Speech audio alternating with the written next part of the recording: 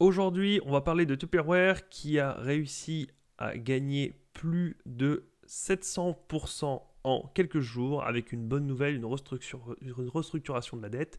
Et on va voir si c'est une bonne nouvelle et si ça va repartir de plus belle ou si on est sur une valeur qui est plutôt morte.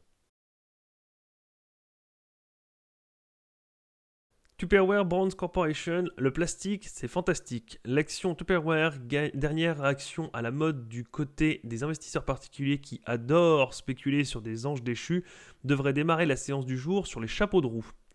Amazon aura beau gagner 9% à l'ouverture de Wall Street après ses trimestriels, Booking pourra bien s'envoler de 12% grâce à ses prévisions rehaussées. C'est Tupperware qui va briller les yeux des petits, qui fait briller les yeux des petits investisseurs avec un gain de plus de 50% dans les échanges hors séance.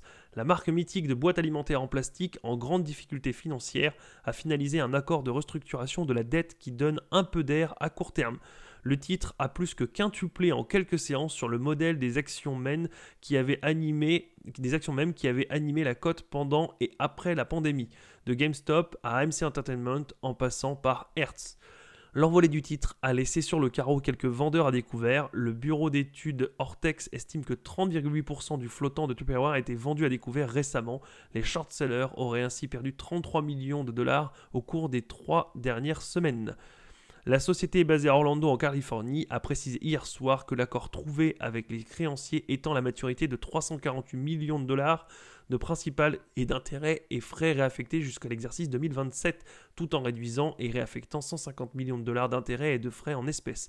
Tupperware a aussi fait réduire de 55 millions de dollars ses paiements d'amortissement jusqu'à l'exercice 2025 et a pu accéder à 21 millions de dollars de prêts renouvelables. Tupperware coté hier soir à 3,52 USD après avoir touché le fond à 0,61 le 19 juillet. Le management avait indiqué il y a plusieurs semaines que les difficultés de l'entreprise risquaient de la conduire à la faillite. Oui, on avait eu ça aussi en 2020. On a vu Tupperware qui était descendu très fortement, alors qui était déjà pas en bonne posture, mais qui était descendu en même temps que tout le marché. Mais durant l'année 2020, forcément, comme tout le monde voulait rester isolé et que tout le monde faisait son petit repas tout seul à son bureau, on a eu une hausse spectaculaire des ventes. Alors, on a eu aussi une surspéculation par-dessus le titre, ce qui fait qu'on avait et un chiffre d'affaires en croissance et derrière une spéculation, ce qui fait que Tupperware s'était également envolé en 2020 avant de redescendre. Donc on voit qu'on a une réorganisation de la dette, ce qui en général n'est pas une bonne nouvelle, puisque ça veut dire que vous avez mal géré votre dette et que ou un événement extérieur est venu vous faucher mais vous n'aviez pas les reins solides, ou vous-même vous avez fait des bêtises avec votre bilan et quelqu'un d'autre vient à votre rescousse.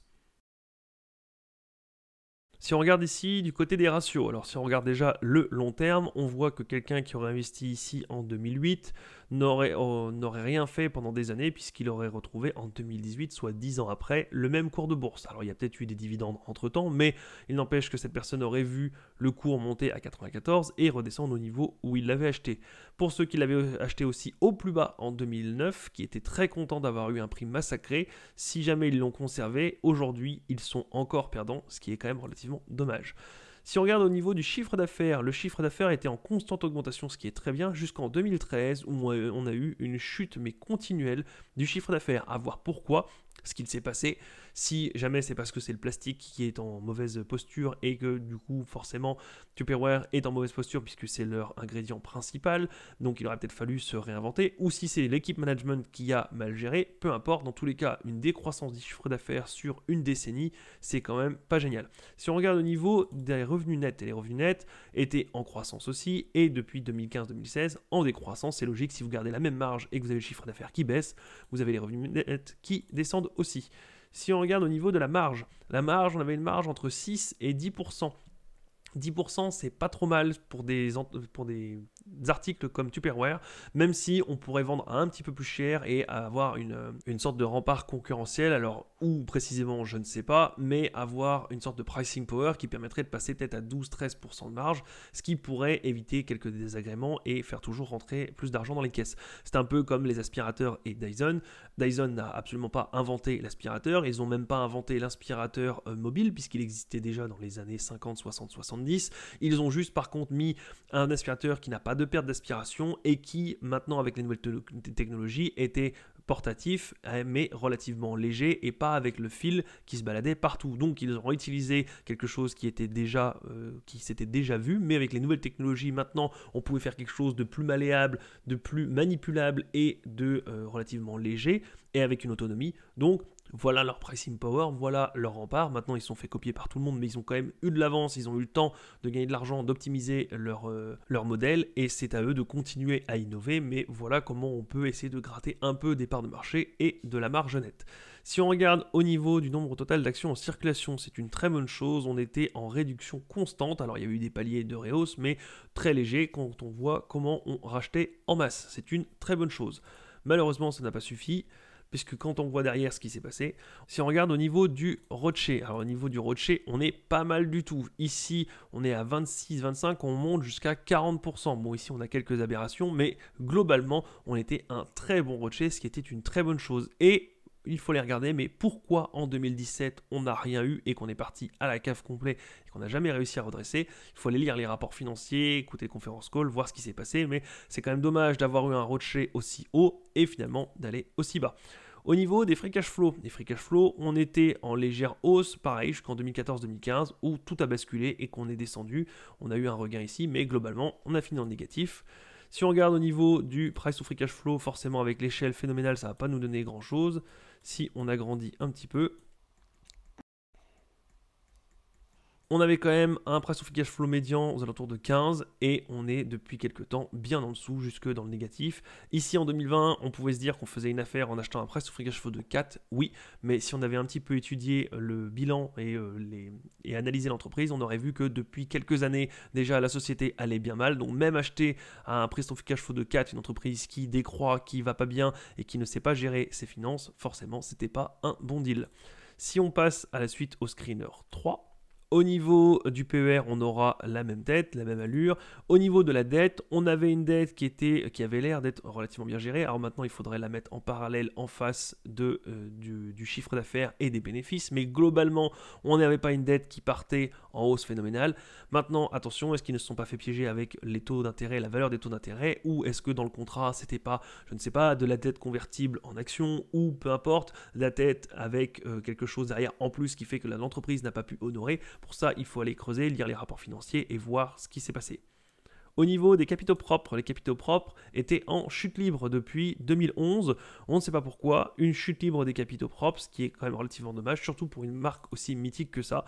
Et au niveau de la capitalisation boursière, on a eu une belle période jusqu'à 2016-2017 et depuis, on ne fait que chuter.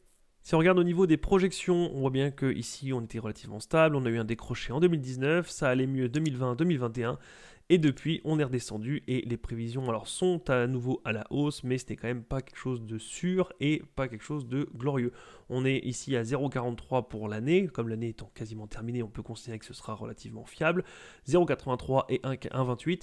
Attention, à voir si jamais vous voulez le tenter, puisque effectivement entre 0,43 et 1,28 vous pourriez faire un x3, mais ça c'est si tout se passe bien, s'il n'y a pas de nouveaux problèmes macroéconomiques ou sanitaires ou peu importe, et si la société arrive à regérer sa dette. Si jamais il y a une nouvelle équipe à la tête de la société, vous pourriez éventuellement vous dire que cette fois-ci ce sera différent et que le nouveau management va beaucoup mieux gérer la société.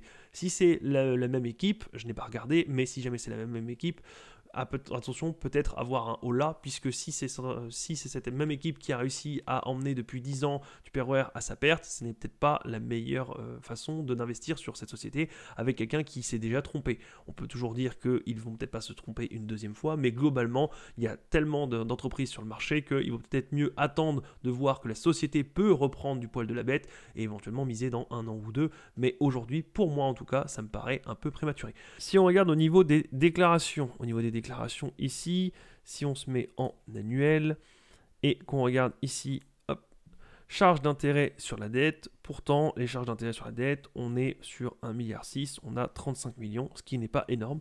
Donc il faudrait voir pourquoi cette dette a un problème, pourquoi il y a une restructuration, où est le souci. Est-ce que c'est juste uniquement parce que le chiffre d'affaires s'écroule, que les revenus s'écroulent et que du coup une dette de 40 millions ne sera plus supportable l'année prochaine? Dans tous les cas, il faut aller lire les rapports financiers, écouter le conference call, voir si jamais c'était un loupé et si jamais ça peut repartir vraiment très fortement, ou si c'est une société qui ne vous inspire pas confiance. Bref, dans tous les cas, n'investissez que dans ce que vous comprenez et de ce dans quoi vous pensez qu'aujourd'hui, demain, ça pourra gagner plus d'argent qu'aujourd'hui. Et moi, je vous dis à la prochaine. Salut!